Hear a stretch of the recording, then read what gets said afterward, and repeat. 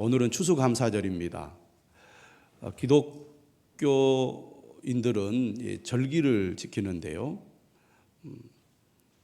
절기가 우리가 성탄절, 또 부활절, 그리고 맥주감사절, 추수감사절, 이렇게 우리가 4번에 걸쳐서 절기를 지킵니다.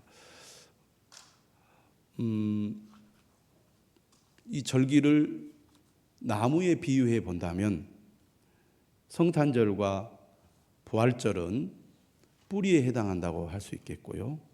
그리고 감사절은 열매에 해당한다고 할 수 있겠습니다. 우리의 신앙의 출발은 예수 그리스도의 죽으심과 부활이죠. 이 땅에 오셔서 우리를 위해 고난을 당하시고 십자가에 죽으시고 부활하심으로 우리가 구원을 받아 하나님의 자녀가 되었습니다. 이처럼 하나님의 은혜로 믿음의 삶을 시작하면서 우리의 믿음이 점점 자라게 되고 믿음이 성숙해져 가는데요. 그 열매가 바로 감사라는 것입니다. 그래서 믿음이 자랄수록 감사도 커지고 믿음이 성숙할수록 감사도 커진다는 것입니다. 그런 의미에서 믿음의 크기는 바로 감사의 크기라고 할 수 있겠습니다. 얼마나 감사를 많이 하느냐, 감사가 그 마음속에 가득하느냐를 보면 그 사람의 믿음의 수준을 알 수가 있습니다. 지난 1년 동안 지내오면서 여러분 하나님의 은혜 얼마나 감사하고 계십니까? 또 감사의 제목이 얼마나 많이 있습니까? 감사할수록 하나님께서 우리의 마음에 감사의 은혜를 더욱 주시는 것 같습니다. 이런 분들이 많이 있을 거예요. 감사한 것이 뭐가 있겠느냐, 감사한 것이 별로 없다. 늘 어려운 일들만 내 삶에 가득 차 있고 안 되는 일만 가득 차 있는데 감사할 것이 뭐가 있느냐, 이렇게 생각하는 분들이 있습니다. 그런데요, 감사는 우리의 마음을, 우리의 생각을 바꿔주는 힘이 있어요. 힘들고 어려워도 감사하면 마음이 달라지고 생각이 달라집니다. 감사하게 되면 하나님께서 첫째는 우리의 마음을 바꿔주시고 둘째는 우리의 환경도 하나님께서 바꿔주시거든요. 그런 의미에서 감사는 매우 중요하다고 하겠습니다. 우리가 하나님 앞에 나와 예배 드릴 때 정신없이 예배를 드리는 경우가 많이 있습니다. 특히 봉사하는 분들, 직분자들은 더더욱 그럴 것입니다. 잠시 우리가 멈추고 마음을 가다듬어 감사한 점들을 곰곰이 생각하는 여러분들이 되었으면 좋겠습니다.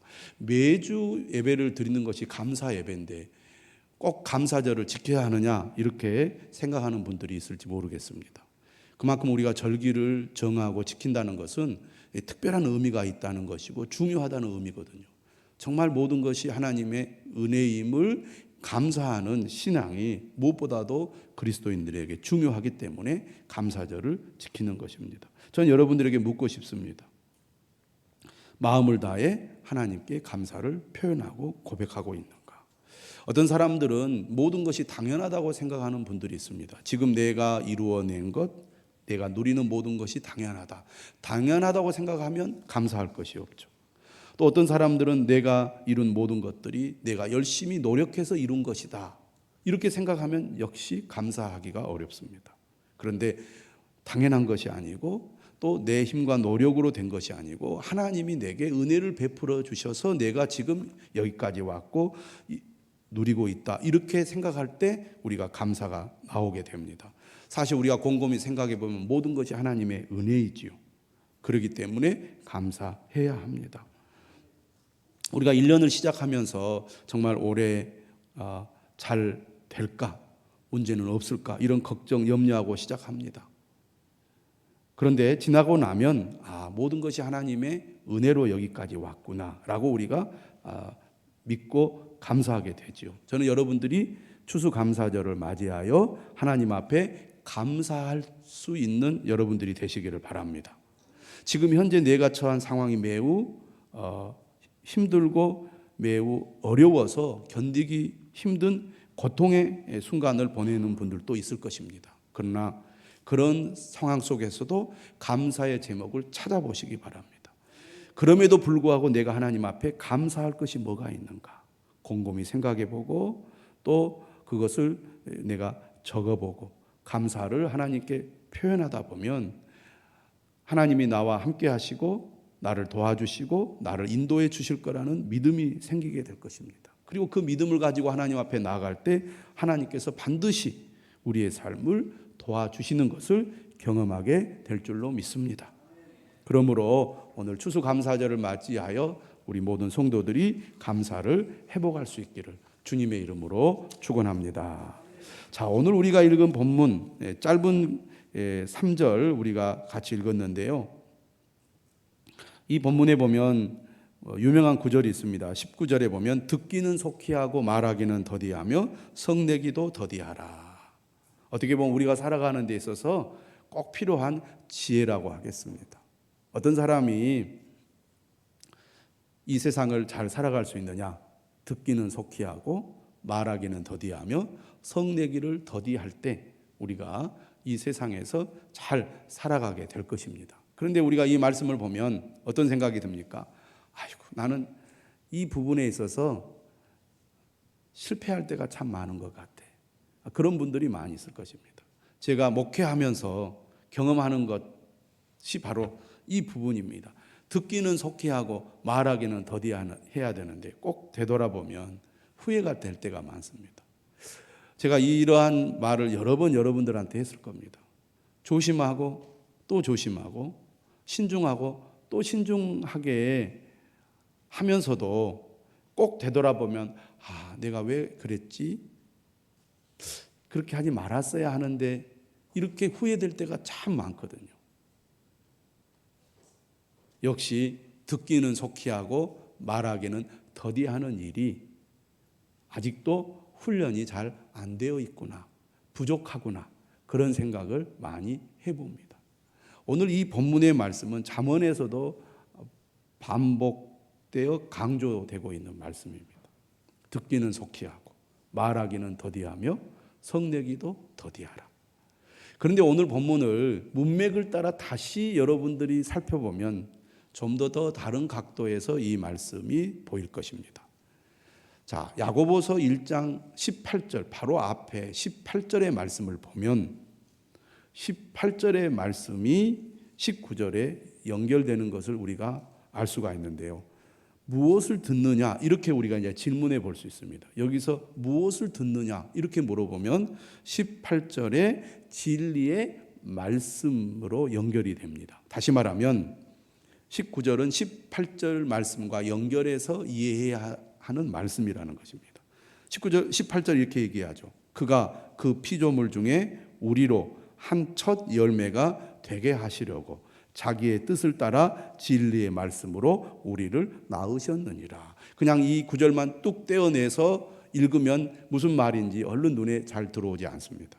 여기서 말하려고 하는 핵심은 무엇입니까? 하나님께서 진리의 말씀으로 우리를 낳으셨다는 것입니다. 다시 말하면 우리가 어떻게 거듭나게 되었는가, 어떻게 구원받게 되었는가, 하나님의 전적인 은혜죠. 하나님께서 우리를 어떻게 무엇을 통하여 구원해 주셨습니까? 진리의 말씀으로 우리를 구원해 주셨다는 것입니다. 할렐루야. 우리가 예수 그리스도를 믿는다는 것은 곧 하나님께서 우리를 진리의 말씀으로 낳으셨다는 것을 말합니다. 새 생명을 얻었다는 거예요. 우리는 새 사람이 되었다는 것입니다. 새로운 존재가 되었다는 거예요. 그런 의미에서 우리가 이 말씀을 바라보면 사실 추수감사절을 맞이하여 우리가 예수 그리스도를 믿고 구원을 받아 새 생명을 얻고 하나님의 자녀가 되었다는 것만으로도 우리는 하나님께 감사할 이유가 된다는 것입니다. 할렐루야. 자격 없는 우리를 하나님께서 진리의 말씀, 예수 그리스도의 십자가의 복음으로 우리를 구원해 주셨습니다. 그러므로 우리가 예수님을 믿는다는 것 그 자체만으로도 감사할 이유가 되고 예수님을 믿음으로 하나님의 자녀가 된 것만으로도 우리는 하나님께 큰 감사를 드려야 한다는 것입니다.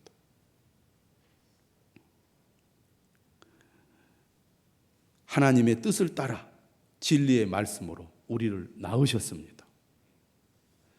그러한 믿음을 가진 우리가 19절의 말씀을 어떻게 이해를 해야 되느냐면, 진리의 말씀으로 새로 태어난 그리스도인들이 어떻게 살아가야 하는가, 어떻게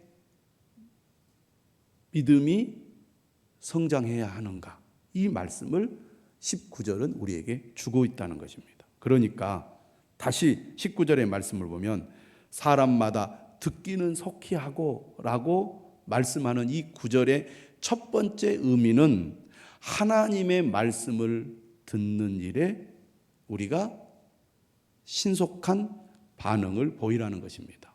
여기서 속히 하라는 말은 빨리 하라는 말입니다. 지체하지 말라는 것입니다. 하나님의 말씀을 듣는 일에 열심을 내라는 얘기죠. 사람은 기본적으로 잘 듣지 않으려고 합니다. 안 들으려고 하죠. 듣기를 싫어합니다. 우리 자녀들이 자랄 때 엄마 아빠 말씀 잘 안 들으려고 합니다. 그런데 예수 그리스도를 믿고 구원받은 우리들도 하나님의 말씀을 잘 안 들으려고 하죠. 여러분 그렇지 않습니까? 얼마나 하나님의 말씀에 귀를 기울이고 있습니까? 그 말씀을 듣기를 즐거워하십니까? 그리고 하나님의 말씀에 여러분들이 재빠르게 반응하십니까? 잘 안 들으려고 한다는 거죠. 그런데 우리가 구원받은 주님의 자녀라면 하나님의 말씀을 듣는 일에 열심을 내라고 오늘 본문은 우리에게 가르치고 있습니다. 사람마다 듣기는 속히 하고 말하기는 더디하라. 말하기는 더디하라. 전도서 5장 2절과 3절에 보면 이런 말씀이 있습니다. 너는 하나님 앞에서 함부로 입을 열지 말며 급한 마음으로 말을 내지 말라. 하나님은 하늘에 계시고 너는 땅에 있음이니라. 그런즉 마땅히 말을 적게 할 것이라. 자기 생각이 가득 차 있을 때 말을 합니다. 내 주장이 강할 때 말을 많이 하게 되죠. 우리가 다른 사람과의 관계에서도 어떻게 합니까? 누가 말을 하면 알았다고, 무슨 말인지 알겠다고, 내가 말할 테니까 들어보라고, 우리가 그렇게 할 때가 많습니다. 남의 말을 끊고 내 말을 하려고 하지, 남의 말을 귀 기울여 들으려고 잘 하지 않습니다. 그런데 하나님과의 관계에서도 우리가 그러게 할 때가 많다는 거죠.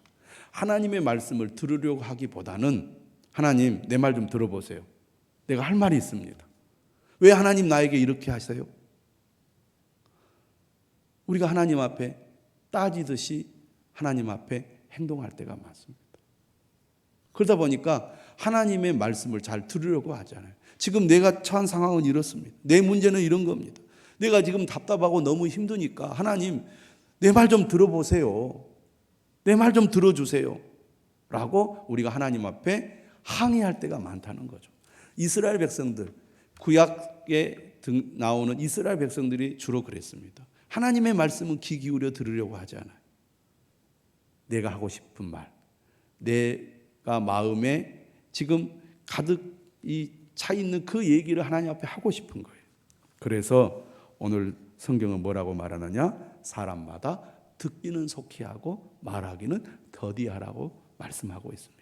그러니까 내가 하고 싶은 얘기는 많아요. 내가 소원하고 바라고 내가 원하는 것은 너무 많은데 하나님의 말씀은 들으려고 하지 않는다는 것입니다. 오늘 하나님께서는 말씀을 통하여 그러기 때문에 듣기를 속히 하라, 듣기를 빨리 하라, 듣는데 지체하지 말라, 그렇게 얘기하고 있습니다. 그래서 믿음이 자라려면 하나님과 좋은 관계를 맺어서 하나님의 은혜를 우리가 받고 누리는 그리스도인이 되려면 무엇보다도 하나님의 말씀을 듣는데 민첩해야 할 것입니다. 그런데 시간이 지날수록 잘 안 들으려고 합니다. 내 뜻대로 하려고 하죠. 그렇지 않습니까? 별로 들을 것이 없다고 생각합니다. 귀 기울여 듣지 않는다 그 말이에요. 듣기를 속히 하라는 말은 결국 자신이 배워야 할 사람이라는 것을 겸손히 인정하는 것을 말합니다. 하나님, 내가 다 알아요. 하나님께서 무슨 말씀하신지 다 알아요. 더 이상 하나님 내게 뭐라고 하지 마시고 내가 원하는 것을 좀 들어주세요.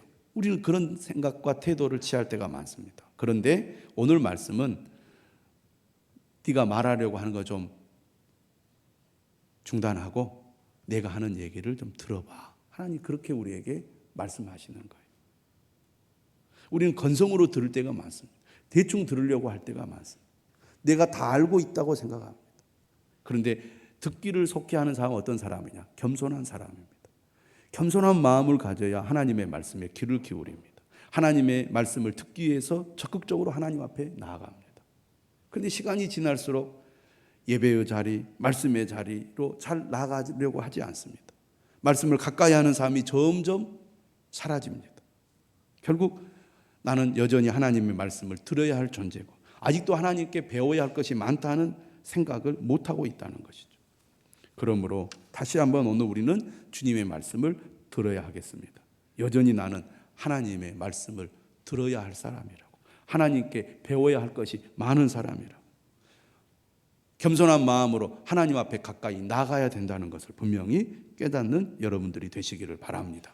근데 문제는 이 잘 듣는 것도 노력이 필요합니다. 연습이 필요해요. 여러분, 우리가 듣는 훈련이 참 중요하잖아요. 그걸 우리가 경청이라고 그럽니다. 사람들은 기본적으로 남의 말을 잘 안 들으려고 하거든요. 자기 말을 하려고 하기 때문에 잘 남의 말을 들을 수 없기도 하지만 다른 사람의 말에 주의를 기울이지 않아서 못 듣는 경우도 있습니다. 그래서 경청의 자세가 참 중요하죠. 관계가 틀어지는 이유가 여러 가지가 있겠지만 그 중에 하나가 잘 듣지 않기 때문입니다. 잘 들으려고 하지 않습니다. 그러니까 오해하게 되죠. 왜 사람이 서로 갈등이 생기고 멀어집니까? 많은 경우가 오해하기 때문입니다. 부부관계도 마찬가지죠. 사소한 것 때문에 오해합니다. 왜 오해합니까? 잘 귀 기울여 듣지 않기 때문이죠. 내 얘기만 하려고 합니다. 내 생각만 말하려고 합니다. 내 주장만 하려고 합니다. 그러니까 잘 듣지 못하고, 잘 듣지 못하니까 오해하고, 오해하다 보니까 관계가 악화되는 거죠.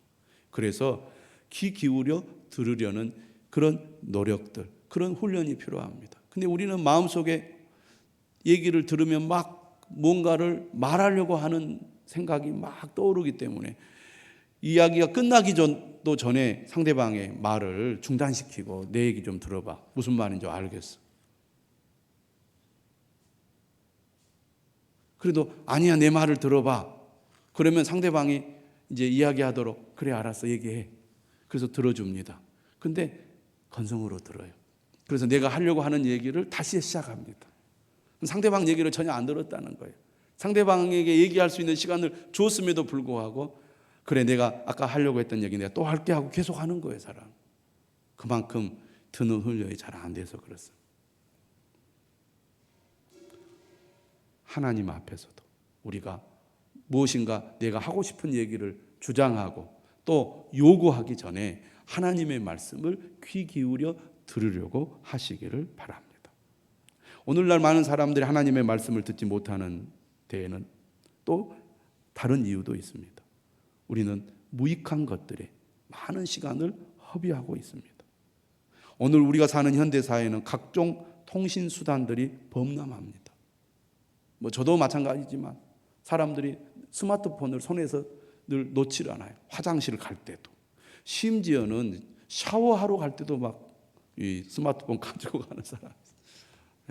그 정도로 우리는 스마트폰에 우리의 마음을 완전히 뺏기고 살아가고 있습니다. 집에 가면 텔레비전이 얼마나 볼 것이 많습니까? 큰 화면에 텔레비전을 봅니다. 드라마가 얼마나 많이 방송이 되는지 모릅니다. 드라마가 한두 개가 아니에요. 내가 볼 때는 아마 10여 가지도 넘을 겁니다. 아마 더 될지도 몰라요. 그래서 삶이 좀 지루하고 외롭고 힘들고 이런 분들은 드라마를 보면 잠깐 잊어버리잖아요. 드라마 속에 빠져서 시간 가는 줄 모릅니다. 드라마를 기다려요. 그 설레임이 또 우리 삶에 또 나름대로 이 의욕을 주잖아요. 그러다 보니까 하나님의 말씀을 읽고 묵상하고 하나님의 말씀을 듣는 것이 재미가 없어요. 여러분, 음식도요, 시중에 파는 자극적인 음식이 우리의 입맛을 땡깁니다. 그것을 계속 먹다 보면 그게 맛있어요. 그러다 보면 정말 건강에 좋은 좀 슴슴한 맛에 몸에 좋은 음식은 맛이 없습니다. 하나님의 말씀도 이 세상의 재미에 빠지면 하나님의 말씀도 전혀 맛이 없게 느껴져요. 예배 드리는 거 재미가 없어요. 그러니 자연스럽게 하나님은 멀어지고 말씀은 멀어집니다. 그래서 겨우 주일에 한번 와서 예배 드리는 것으로 의무를 다했다고 생각해요. 하나님 앞에 인사하러 나와요. 하나님, 한 주간 잘 지내셨지요? 하나님 안부를 묻습니다. 저도 잘 지냈습니다. 이런 식의 관계를 하나님과 맺다 보니까 믿음은 점점 답보 상태, 믿음은 점점 후퇴하게 된다, 그 말이에요. 그런데 오늘 성경은 우리에게 말합니다. 듣기를 속히 하라고. 다시 하나님의 말씀에 적극적인 반응을 보이라고. 하나님의 말씀 앞으로 적극적으로 나아가라고. 나태하지 말고 태만하지 말고 민첩하게 하나님의 말씀에 반응하라고 우리에게 요청하고 있는 것입니다. 듣기는 속히 하고 말하기는 더디하라. 사랑하는 여러분, 말씀을 듣는 훈련을 꼭 하셔서 영적 성장이 둔화되지 않고 하나님과의 관계, 교제 금이 가지 않도록 말씀의 훈련을 적극적으로 하시기를 바랍니다. 무엇보다도 하나님의 말씀을 듣는 자리로 적극적으로 나아가시기를 바랍니다. 신앙생활을 5년, 10년, 20년, 30년을 할수록 하나님과의 관계가 더 깊어져야 되는데 거꾸로 가는 분들이 있습니다. 그런데 지금 우리가 다시 한번 이 말씀을 하나님의 음성으로 듣고 겸손한 마음으로 말씀의 자리로 가까이 나아가 귀를 기울여 하나님의 말씀에 경청할 때 하나님께서 우리에게 반드시 은혜를 주시고 우리의 믿음을 회복하여 주실 줄로 믿습니다. 오늘 본문 21절에 이렇게 말합니다. 그러므로 모든 더러운 것과 넘치는 악을 내버리고